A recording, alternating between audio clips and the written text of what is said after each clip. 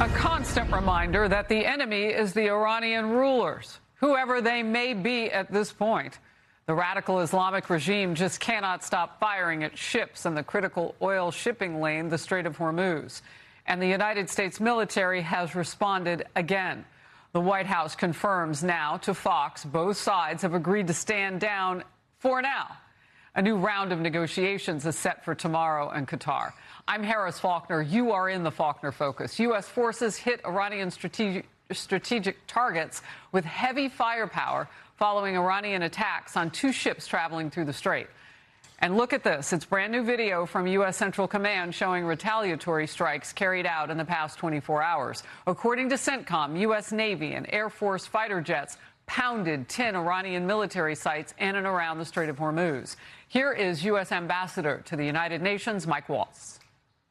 If the Iranian regime thinks for a second that President Trump is going to stand by, while Iran continues to attack international shipping without a response, or our bases without a response, they're sadly mistaken. And they saw that loud and clear over the last few nights. The president's patience isn't going to last forever. Well, we'll get deep into that, with Americans watching President Trump persist with diplomacy, backed up by our military strength. Retired Navy fighter pilot Matthew Whiz Buckley is with me. First, I want to go to Chief Foreign Correspondent Trey Yingst, reporting from the Middle East. Trey. Harris, good morning. President Trump posted to Truth Social today saying that Iran requested a meeting, and that meeting will take place tomorrow in Doha. Press Secretary Caroline Leavitt was interviewed by Fox News earlier today, indicating that Special Envoys Kushner and Witkoff will be in attendance in Qatar. This meeting will take place in parallel to the technical talks with Iran. As far as we're concerned, we're holding up our end of the ceasefire. Violence will be met with violence. As you mentioned, Brian, there were attacks on commercial vessels that the United States of America, directed by the president, responded to, and that will continue to happen, but we hope we don't see that. Her remarks come after two exchanges of fire over the weekend between the United States and Iran. It all started late last week when Iran targeted vessels in the Strait of Hormuz with one-way attack drones. The U.S. responded with strikes in southwestern Iran. When the Iranians attacked yet another oil tanker, the U.S. ramped up those strikes, going after Iranian military surveillance infrastructure, communication systems, air defense sites, drone storage facilities, and mine-laying capabilities. In response, Iran launched missiles and drones toward Kuwait and Bahrain early Sunday. The goal here for the Trump administration in the short term remains on keeping the Strait of Hormuz open and safe. But this week, those more detailed discussions on Iran's nuclear program will proceed. Discussions are ongoing, particularly at a technical level of how to get inspectors in, the downblending, and the other pieces that are focused on ensuring Iran never has a nuclear weapon. But they need to understand their leverage is diminishing by the day. Inside Iran, there are disagreements about the path forward because of the U.S. military and diplomatic pressure on the regime in Tehran. Harris? Trey, thank you. In focus now, Matthew Whiz Buckley, a retired Navy fighter pilot and also Top Gun graduate and also founder of the Sacred Warrior Fellowship. Great to see you today. So I want to know exactly how you contain the enemy and keep them at the negotiating table when they keep firing on ships in the Strait of Hormuz. What militarily is working for us? Good morning, Harris. Absolutely overwhelming firepower.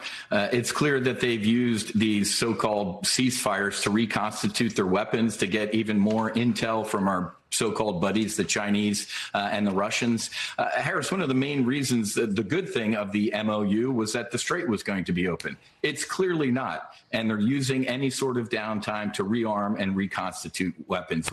Harris, they started this war 47 years ago. We really have to finish it. And the president more or less said that the other day. He said, we might just have to finish the job. Well, that implies that it's not done. We have got to finish the job. We don't want a repeat of Afghanistan or Iraq where we just kind of leave things hanging. Let's finish the job, Mr. President. Well, look, I know you have studied that area just politically, too.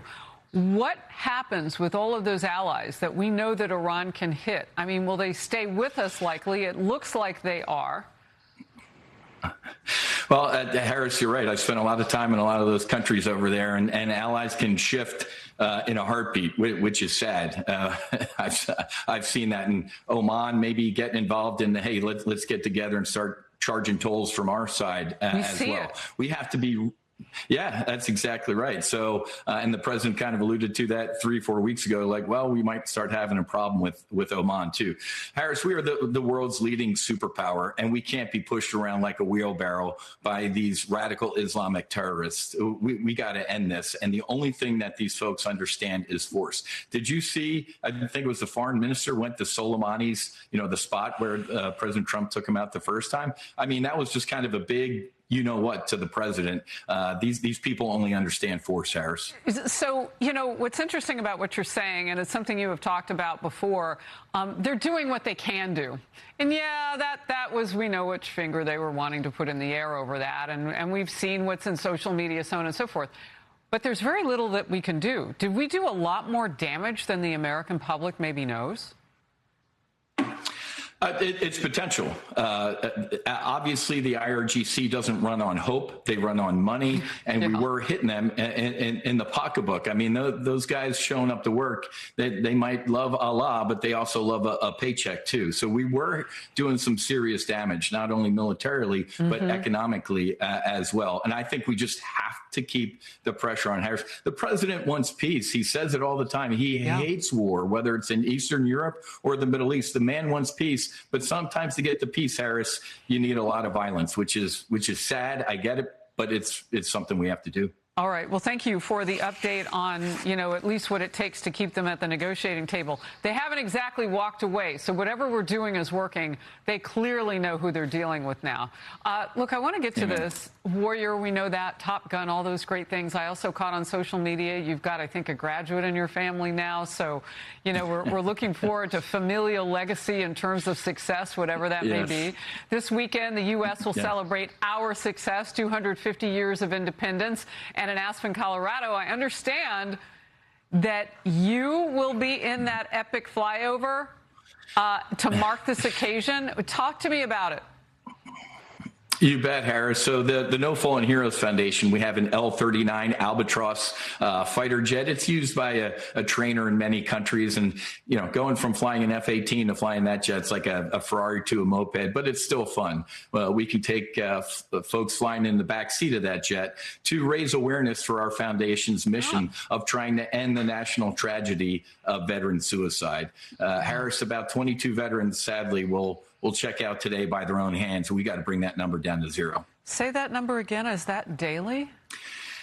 That is 22 a day, Harris. We've lost approximately 160,000 veterans since 9/11 to suicide. We've lost about 7,000 in actual combat. I don't even want to put this energy out there, Harris. That's technically a mass shooting. Could you imagine, God forbid, if 22 children were being killed every day in our schools? This country would flip out. But since it's in the veteran community, we kind of get whoa, that's awful. Thank you for your service. Let's move on to the next thing. So I'm trying to do something about that. All right. And we'll catch you in that epic flyover. I'll be down in D.C. with some of my coworkers for that big prime time event. Looking forward to that. And Harris, we'll I want to take you flying someday. I would love that. I'm going to get you up there. Don't tease a hungry dog, because I will take you up on that. Top Gun. Amen. All right. Thank you.